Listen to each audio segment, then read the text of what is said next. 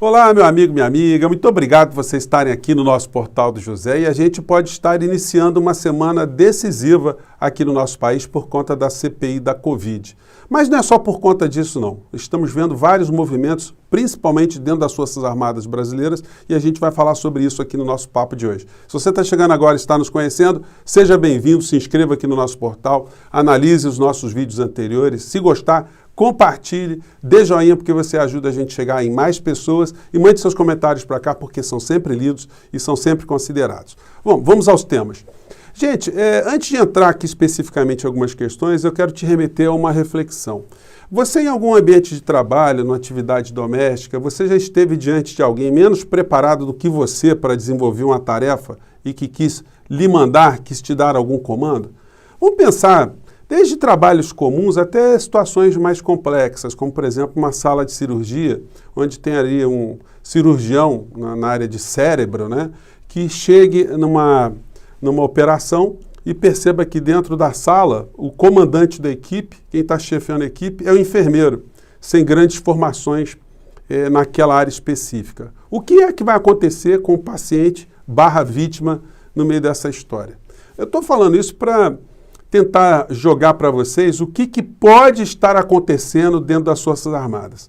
Gente, as Forças Armadas são instituições do mundo inteiro que obedecem uma hierarquia. E essa hierarquia sempre está ligada a uma questão de mérito, de tempo que o profissional, o militar, atuou dentro daquela força, a sua qualificação, a sua capacidade de comando, a sua liderança, a sua capacidade.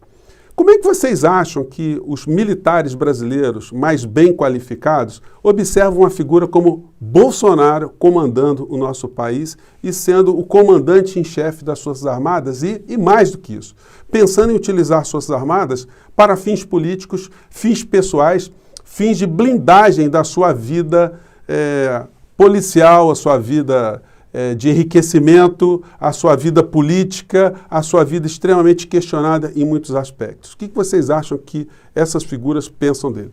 Bom, nós temos aqui esse trabalho aqui que eu comentei com vocês, O Cadete e o Capitão, um livro que fala da vida de Bolsonaro. Na verdade, é quase um documentário, que mostra aqui quem é esse personagem que se converteu em presidente da República. E esses dados, essas informações, são de amplo conhecimento dentro das Forças Armadas. O Bolsonaro, portanto, ele tem a unidade dentro das Forças Armadas para governar o Brasil ou para pensar em alguma coisa. E as pessoas que estão indo para as ruas querendo que o Bolsonaro dê um soco na mesa. O que querem essas pessoas? Bom, a gente vai avaliar isso também. Vamos pegar aqui algumas matérias. A Folha de São Paulo, no seu caderno impresso aqui na internet, eles diagnosticaram esse final de semana que Bolsonaro acentua a crise de identidade dos militares como atores políticos. E a gente pode ver essa insatisfação e essa cisânia dentro das Forças Armadas crescendo a cada instante. Eu peguei aqui uma matéria aqui, onde o coronel do Exército, da Reserva, né, diz sentir nojo de Bolsonaro. Abre aspas.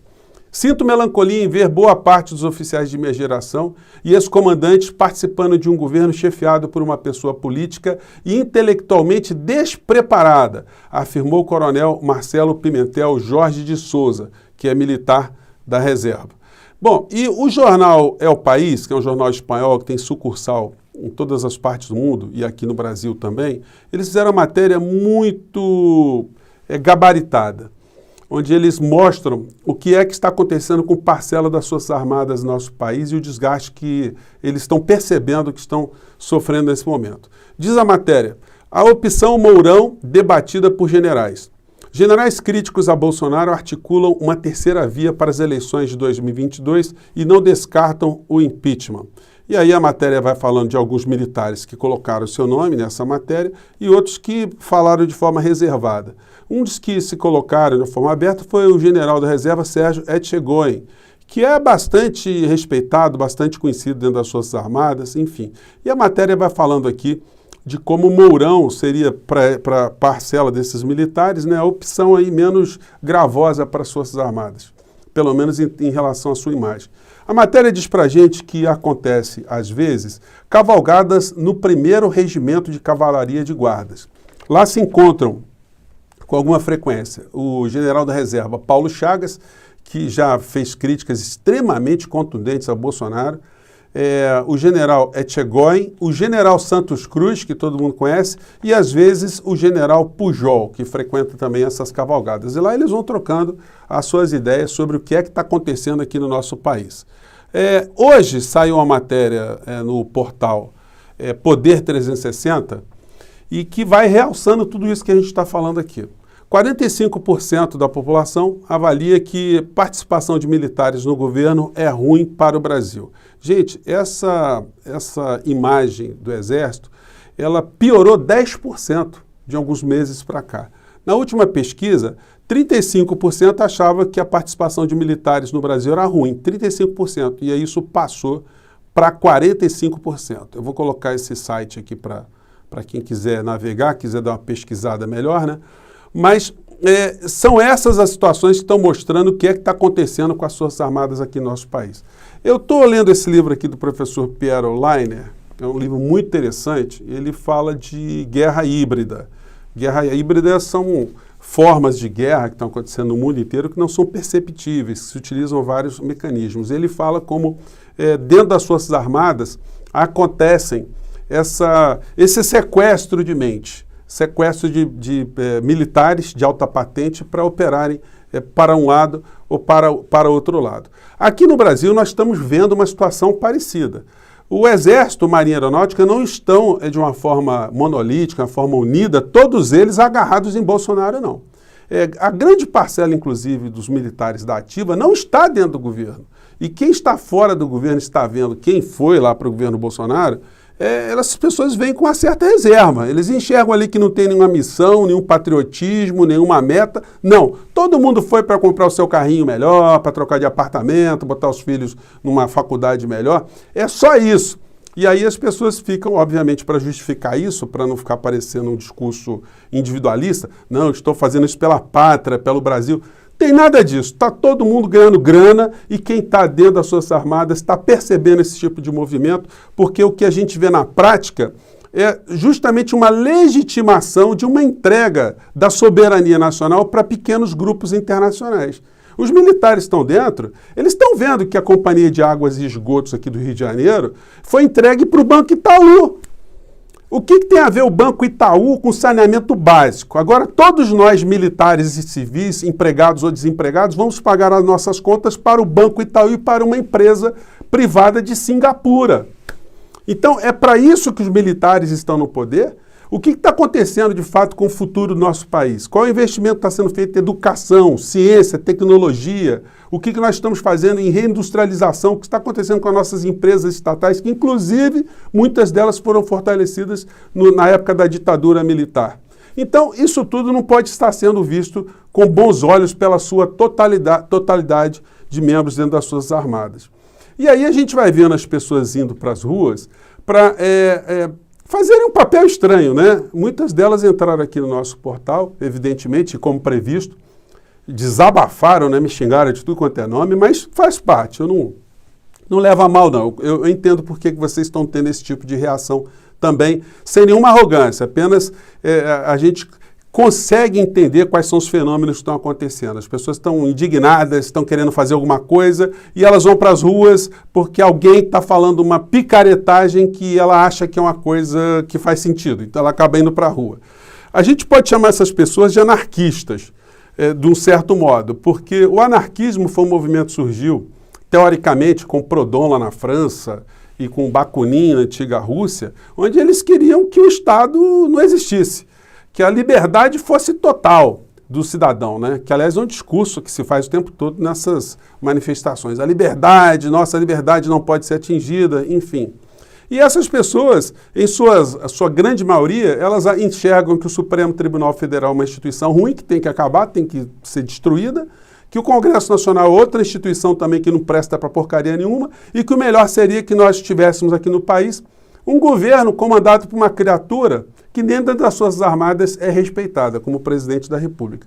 Alguém pode considerar que o presidente brasileiro tem capacidade para conduzir o Brasil para algum lado? Então essas pessoas que estão indo para as ruas, né, a gente poderia até classificá-las como uma espécie de anarcogadismo, né, o movimento anarcogadista. As pessoas estão indo em rebanhos para as ruas, sem saber exatamente o que querem, apenas para destituírem aquilo que está posto no dia de hoje, né? Ninguém está pensando em melhorar as instituições, melhorar pelo voto. As pessoas acham que uma figura como Bolsonaro seria capaz de dar um soco na mesa e de mudar toda a realidade. O problema, gente, é que para fazer isso, você precisava ter um líder com inteligência, com determinação, com princípios, com ideologia e com coragem. E o Bolsonaro não tem absolutamente nada dessas questões. O Bolsonaro reproduz esse discurso que ele já escutou em algum canto. Normalmente, as pessoas que estão no seu entorno que insuflam o Bolsonaro a falar alguma coisa, da qual, quando ele é perguntado, ele não sabe responder, não sabe aprofundar absolutamente nada.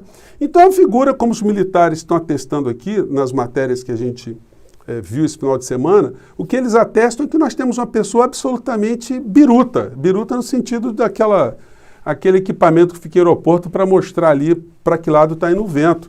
Ele não tem direção nenhuma. Se o vento sopra para um lado e vai salvar a família dele, ele vai conseguir manter o patrimônio dele, vai conseguir dar mais emprego para os camaradas, para os amigos, enfim, ele vai. Se tem algum tipo de prejuízo, ele muda. Ele não está nem aí o que está acontecendo com as pessoas do nosso país, as pessoas estão morrendo, o futuro político do nosso país está cada vez pior, a situação econômica do nosso país está cada vez mais degradada, o futuro dos nossos jovens está cada vez mais comprometido, ele não está nem aí. Ele está ali vivendo o dia a dia, tentando salvar a sua pele, e isso, felizmente, começa a ser percebido por vários setores da sociedade. Infelizmente, os grandes veículos de comunicação, os grandes grupos econômicos, a elite econômica e financeira do nosso país não estão ligando para o povo. O Bolsonaro, para eles, está sendo funcional, está sendo útil. Quanto mais tempo eles deixarem Bolsonaro à frente do nosso país, mais o Paulo Guedes vai entregar o nosso país para os bancos Itaús da vida. Nós vamos pagar mais tarifas em pedágio, nos aeroportos, nos portos, os bens que a gente consome, o combustível que a gente abastece, os preços no supermercado, e muita gente ainda irá para a rua, nesse movimento anarcogadista, né, bater palmas para uma pessoa cuja figura jamais terá coragem, jamais terá firmeza, jamais terá condições, inclusive internas, dentro das Forças Armadas, de resvalar aquilo que está na nossa Constituição. Por mais que a gente tenha oportunistas de farda dentro do governo federal, a maior parte ainda tem algum juízo. As pessoas sabem que não dá para entregar a cirurgia numa sala para o enfermeiro, por mais qualificado e bem intencionado que seja o enfermeiro. Ele vai matar a pessoa. Ele vai matar o paciente. E nesse caso, o paciente somos nós, né? Então é por isso que nós estamos aqui no nosso espaço. Gente, espero ter dado mais algumas chacoalhadas aí, se você está chegando pela primeira vez. E quero convidar vocês todos aqui também para hoje, de segunda-feira, às 20 horas, eu estarei lá no portal Disparada, discutindo conjuntura nacional com o professor Gustavo Castanhon e com o Diego Pautasso, que é especializado em China. 8 horas da noite, portal Disparada, vai ser muito interessante, convido todos vocês a estarem lá também, tá bom, gente? Eu fico por aqui, um grande abraço e até o nosso próximo encontro. Tchau!